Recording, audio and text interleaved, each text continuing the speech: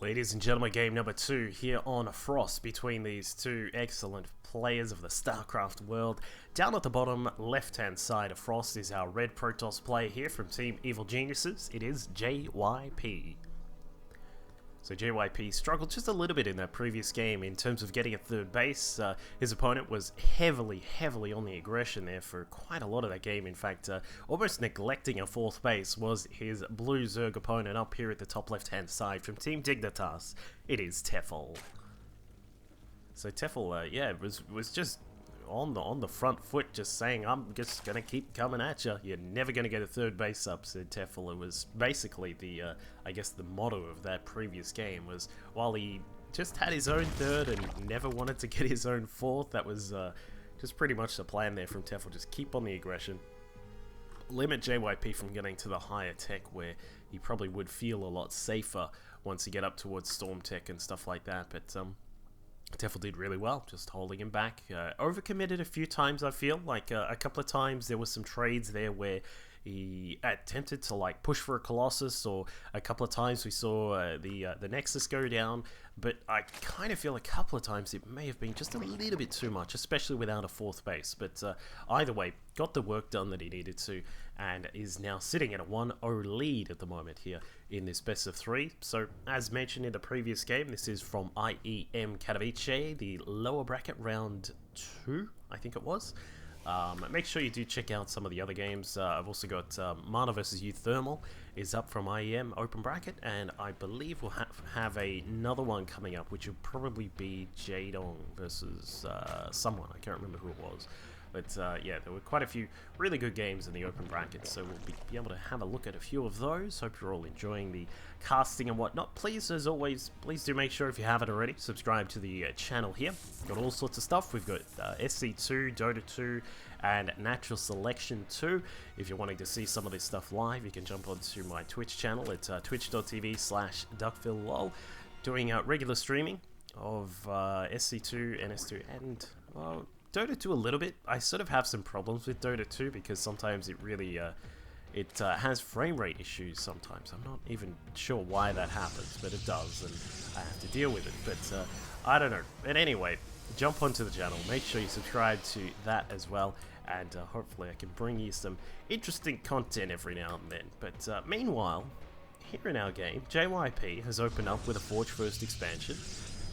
Nice, safe, old school kind of way to play out a PvZ. Of course, you know, with Heart of the Swarm, we saw the inception of the Mothership Core, which gave Protoss the ability to much more safely expand without using a Forge First. So it's something where you still do see it at a pretty decent amount, but you generally do see a lot of Protoss players doing a gateway expansion because it gives you so many more options. When you expand with the Forge First, you're kind of limited. Like, a Zerg player can come and see this and say, alright, he's doing a Forge First. I've just got quite a bit of time to actually get my expansion up, make sure I can get everything all prepared, drone up quite hard, and put myself in a decent spot. So, you know, a Zerg player can know they're pretty safe to do this. Like, it's rare to see someone try and cannon a third after they've done a Forge Fast expansion, just simply because you don't really have the economy for it. But, you know, it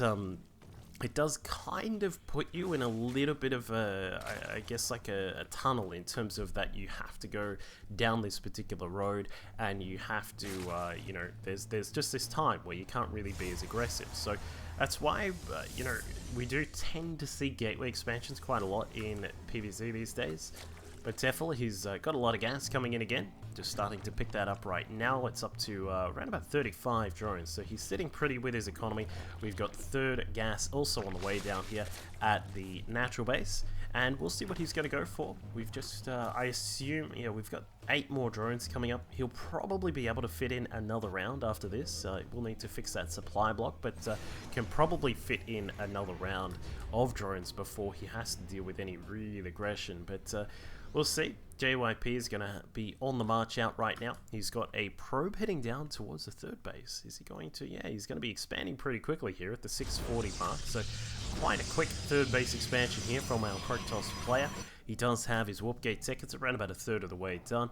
Has, well, everything is quite normal, I guess, from JYP. It's relatively normal to see these kind of very quick expansions, trying to take advantage of not only the, like in terms of the particular plays that you can do, given the Mothership Core and all that stuff we talked about before, but it also takes advantage of the map, and JYP just microing about, trying to cut down a couple of these drones, does a nice job of that. The Zealot is getting a little bit low, may need to back out just a little bit, but this guy wants to soak up some of the damage. Now the Mothership Core has come in to deal some more damage onto the Queen up there. The Stalkers will have to retreat out of there. Keep in mind these guys are just a little bit faster than those than the Slowlings, but unfortunately for JYP right now, we're starting to approach that time where the Ling speed is about to complete, and as we can see on the metabolic boost, it is almost done. It's still a little bit away, so it's not going to be done for probably another 30 seconds or so.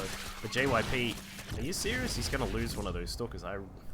It was a little bit unfortunate. I think he was busy trying to micro this Mothership Core into a little bit of a safer position, but interestingly, it still has taken a lot of damage, and now JYP is going to have a little bit to deal with down here. These Lings are now just coming through. They're going to have a quick check. Alright, he's got a very fast third base. What are we going to do about that?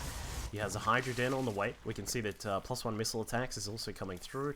The Roach upgrades are also on the way, plus just the, of course, just the Roach speed, not both upgrades. But one interesting thing that we can see here is that JYP has thrown down a couple of extra gateways. It's not often that you see people who use gateways to fully wall off this site. Sometimes it's just pylons that go there. But Tefl now running through, he's going to get a huge amount of probe kills here. Very, very nicely done, using the whole position maneuver just to try and pick off those probes, and now all of those probes are dead. We've seen 11 worker kills, really nicely done.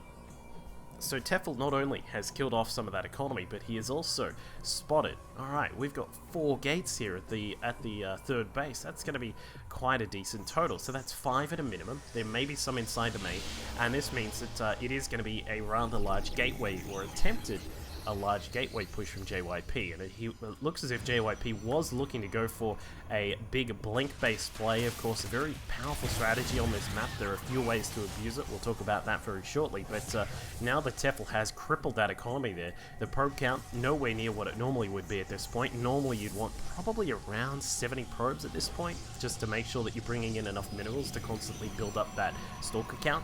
But unfortunately, because JYP lost a few of those workers, he's in a bit of a tough spot when it comes to that production. So Tefl is now going to push across. He's got Hydras slowly waddling their way through the map. We've got a decent count of Roaches here at the front. Some Lings are also here as well.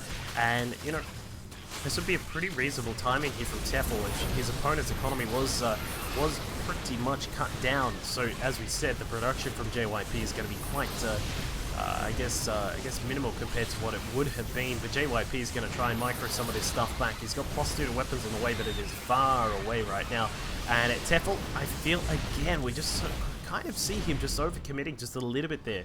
There were force fields, there was a time warp, there's a huge gateway wall here as well, and you know you're going to be dealing with Blink Stalkers, which do a huge amount of damage to those Roaches. So I feel like he's just overcommitted just a little bit there when trying to push on that base. But now we've got a lot of Lings, we've got some more Hydras coming through. You can see that the composition of Tefl is going to start to lean a little bit more towards Hydras. Now why is that, you say? It's generally just because you do that really hardcore smashing damage against the Stalkers. Because of the Hydras, they do that very fast shot. It does quite a lot of damage there, 13 damage per shot, and also they aren't as susceptible to the Stalkers, because of course the Stalkers do bonus damage to armor targets, whereas the Hydras are not. So we can see now that JYP throws down some really decent force fields, but unfortunately the Concave from Tefl may still come out to bite him in the butt here, because now the Roaches are coming forwards, the Hydras are also doing their damage, spitting out there, and they come forwards. I think some of these gateways may start to fall here. Tefl maneuvering himself to the side, wants to limit that angle, wants to make sure he's sitting on this kind of angle, but now the Stalkers are going to move forwards. Needs to be very, very good with the blink here, and JYP, of course, a bit of an expert at that, but more and more Hydras are now filtering through.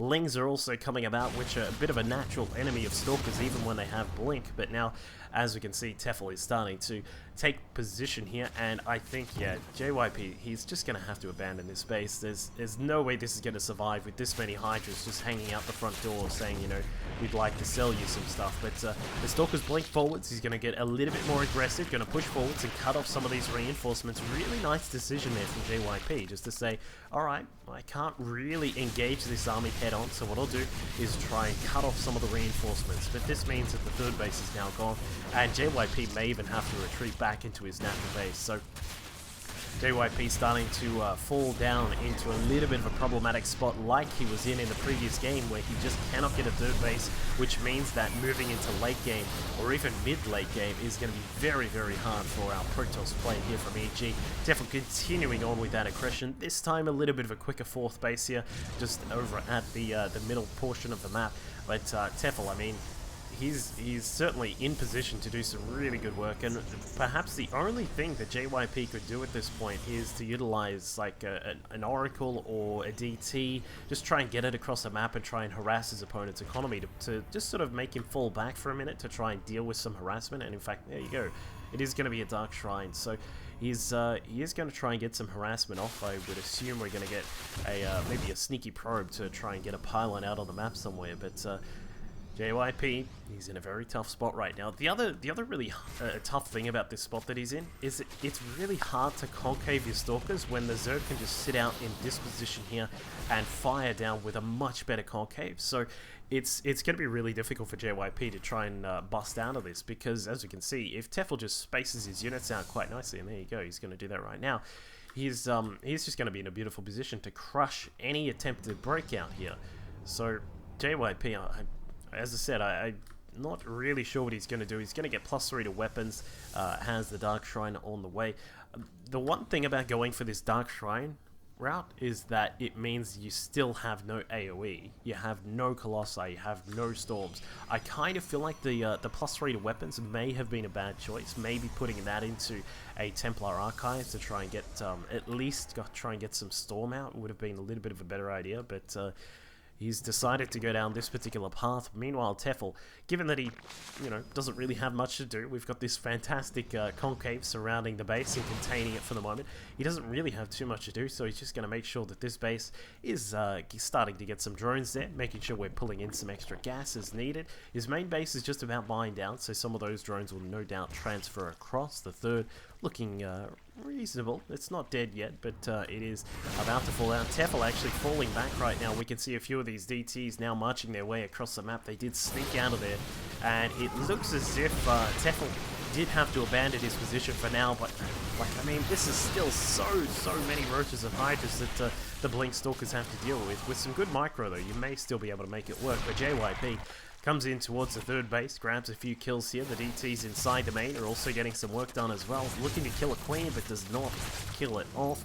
Drones killed, very minimal. Only 8, so it's not exactly a huge amount here. And JYP is doing his best to utilize his Blink Stalkers. The +3 is just about done. If he can perhaps just buy some time while this third base gets started, then he may be able to fight his way back into this. But as I said, it is looking pretty tough for the EG Protoss player here. Roaches and Lings now marching their way across, going to blink out of there as quickly as they can. They're using, sort of running along on the creep is a bit of a tough thing here for JYP, just given that the units will be able to pursue him very quickly. And now the Stalkers are all the way back home, back to the third base. I think that this could be the end of JYP. He attempted a very nice, quick third base strategy here, and then wanted to go for that big blink play that you quite often see on this map from Protoss players. But Tefl, too strong with the Roaches and Hydras. He is able to take him down, and that will be Tefl moving through at a 2-0 victory against JYP. Here. As you can see, 47 damage to bio units and then the 34 damage against other standard targets. His Storms have also been wonderful, just spreading them out across the battlefield, doing really nicely there. And for Minigun, he's been sticking with a much more